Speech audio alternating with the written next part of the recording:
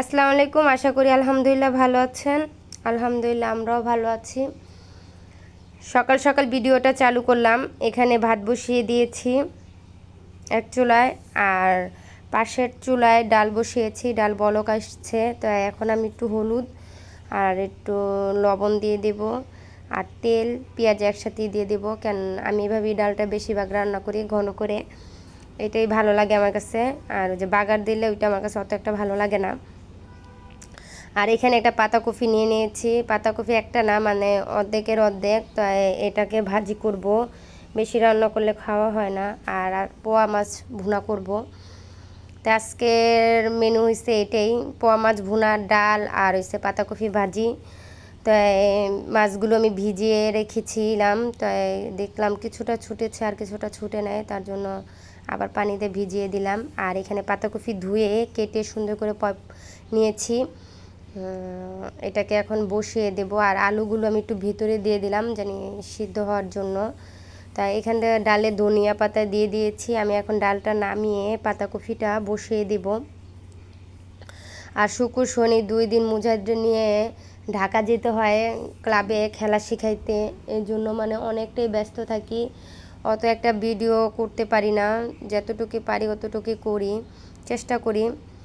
তো এখানে যে পাতাকপি তো বসিয়ে দিয়েছি, আর মাছ সুন্দর করে পরিষ্কার করে নিয়েছি ভাজার জন্য। এই যে কড়াইতে তেলও দিয়ে দিছি, কড়াইতে না তাওয়াতে, যেহেতু কড়াই খালি নাই এই জন্য তাওয়াতেই ভেজে নিচ্ছি।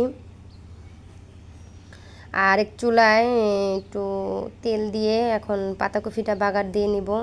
আমরা সবসময় এরকম করেই করি, মাঝে মাঝে ডিম দিই, কিন্তু আজকে আর ডিম দিয়ে করব না। তাই এই পাশের চুলায় আমি পোয়া মাছগুলো ভেজে নিচ্ছি, আর পাশের চুলাটায় আমি পাতাকপিটা বাগার দিয়ে নিচ্ছি। আমি বেশিরভাগ এভাবেই রান্না করি, তাড়াতাড়ি করে। এই যে লাস্টের মুহূর্তে আমি একটু ধনিয়া পাতা দিয়ে দিলাম। আর আমার মনে ছিল না কাঁচামরিচ দেওয়ার কথা, তার জন্য কাঁচামরিচ আর দেওয়া হলো না।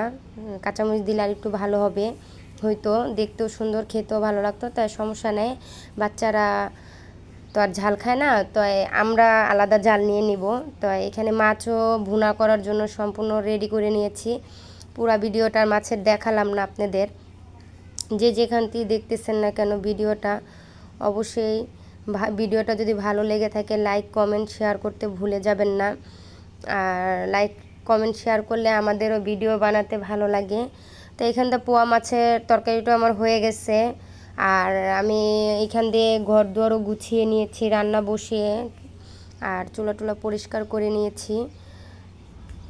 রান্নাটা কমপ্লিট করি আমি ঘর দুয়ার গুছিয়ে নিয়েছি, তার পাশে পাশে শুধু এখন ঘরটা ঝাড়ু দেওয়ার বাকি আছে। তো ওইটা একটু লেট করে দিব, কারণ সেই সকালে উঠেছি, এখন পর্যন্ত